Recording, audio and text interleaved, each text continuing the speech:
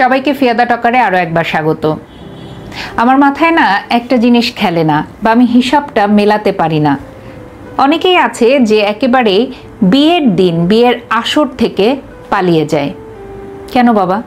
বিয়ের কিছুদিন আগে কি কাজটা করা যায় না?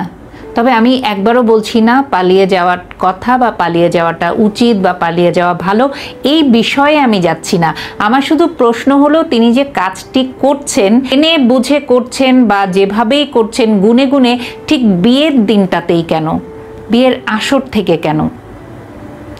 এই যে কাজটি যে বা যারা করেন, বিয়ের আসর থেকে চলে যান, একটা বারও কি ভেবে দেখেন যে সেই বাবা মার মানসিক অবস্থাটা কি হয়, সেই ফ্যামিলির লোকগুলোর অবস্থা কি হয়, এবং একই সাথে সেই ফ্যামিলিতে যারা আত্মীয়তা করতে আসে তাদের মানসিক অবস্থাটা কি হয়? আপনার যদি কাজটি করতেই হয় তাহলে আপনি জেনে বুঝেই কেন বিয়ের দিনটাতেই করছেন। কারণ কি, আপনি যখন এই স্টেপটা নিতে পারছেন তার মানে আপনার সেই সাহস আছে। আপনার যদি সাহস থেকেই থাকে তাহলে কখনোই সজ্ঞানে বাবা মার মান সম্মান, একটা ফ্যামিলির মান সম্মান এইভাবে বিয়ের দিন সবার সামনে, আত্মীয় স্বজনের সামনে, সমাজের সামনে খোয়াতে নেই। মান সম্মান এমন বিষয়, বিশেষ করে আমাদের সমাজে একটা ফ্যামিলির কোনো একটা খুঁত যদি পায় এই সমাজ, তাহলে আঙ্গুল তুলতে একটুও ছাড়ে না।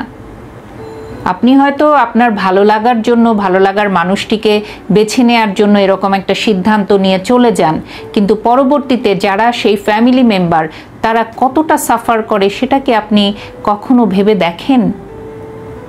বা তারা পরবর্তীতে আরও কত ধরনের সাফার করবে সেটা কি আপনি কখনো ভাবেন? আপনি আপনার একার ভালো লাগার জন্য বা আপনার জীবনের সবচেয়ে আপনি যে সময়টাকে ভালো মনে করছেন, যে মানুষটাকে ভালো মনে করছেন, তার কাছে ছুটে যাওয়ার জন্য এরকম একটা সিদ্ধান্ত নিচ্ছেন। কিন্তু সেই সিদ্ধান্ত যদি আপনার নিতেই হয় তাহলে আপনি একটা বারও কি পারেন না তাকে আপনার ফ্যামিলিতে এস্টাবলিশড করতে? আপনার বিয়ের কথা যখন হচ্ছে তার আগে তার প্রসঙ্গ উঠাতে?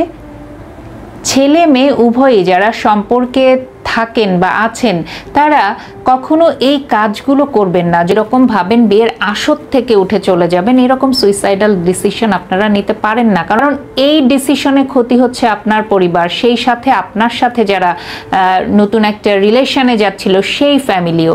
উভয় ফ্যামিলির মধ্যেই একটা বড় ধরনের মানসিক চাপ সৃষ্টি হয়। সেটা কি কখনো আপনারা খেয়াল করে দেখেন? আপনি যদি সম্পর্ক করতেই পারেন, আপনি যদি কাউকে ভালোবাসতেই পারেন, তাহলে সেই মানুষটাকে আপনি আপনার ফ্যামিলিতে এস্টাবলিশড করেন। এবং এটা কখনো একার পক্ষে একজন এস্টাবলিশড করলে হয় না, এটা করতে হয় উভয়কেই, ছেলে মেয়ে উভয়ই।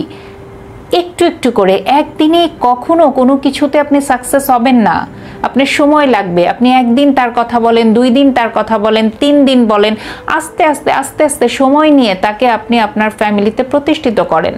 এবং এটা শুধু মেয়েই মেয়ের বাড়িতে করবে বা ছেলে ছেলের বাড়িতে করবে তা না, এটা উভয়কেই করতে হবে। সম্পর্ক যদি আপনারা এগিয়ে নিয়ে যেতে চান তাহলে সেই সম্পর্কটাকে আপনাদের ফ্যামিলিতে আলাদা আলাদাভাবে আপনাদের নিজ দায়িত্বে সেটাকে একটা রূপ দিতে হবে, যেন ফ্যামিলি একটা সময় গিয়ে আপনাদের এই পছন্দ মেনে নেয়।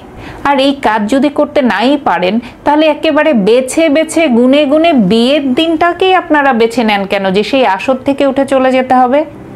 আমি আসর থেকে চলে যাওয়া বা না যাওয়া, উচিত অনুচিত, বা কে কাকে কষ্ট দিল সেটার দিকে ফোকাস করছি না। আমার ফোকাস হচ্ছে যে জেনে বুঝে এতগুলো মানুষের সামনে গুনে গুনে সেই বিয়ের আসর থেকে কেন রে ভাই? আপনি কাজটি করার সময় একবারও ভাবছেন না যে আপনার ফ্যামিলি মেম্বারদের কি অবস্থা হবে, তারা কতটা মানসিক প্রেসারে থাকবে? এবং এমন অনেক সময় হয় যে আপনার এরকম একটা ডিসিশনের কারণে আপনার বাবা অথবা মা অথবা হতে পারে ফ্যামিলির অন্য কোনো মেম্বার একেবারে সিক হয়ে যায়, শয্যাশায়ী হয়ে যায়।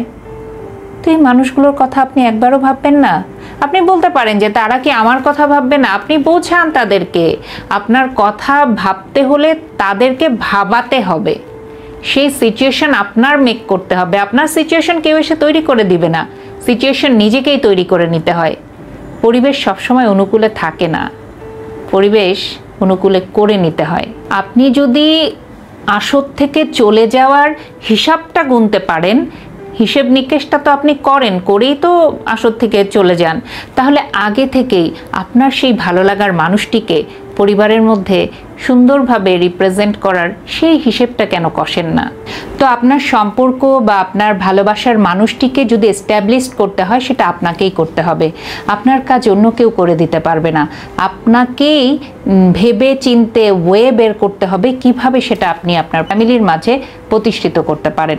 বিয়ের আসর থেকে চলে যাওয়ার আগে অন্তত নিজের সম্পর্কটাকে নিয়ে ভাববেন, নিজের ফ্যামিলিতে কিভাবে আপনি সেটা রিপ্রেজেন্ট করতে পারেন সেই ভাবনাগুলো করবেন। তাহলে আর আপনাকে এবং আপনার ফ্যামিলিকে কাউকেই মান সম্মান হারাতে হবে না। ভালো থাকবেন সবাই।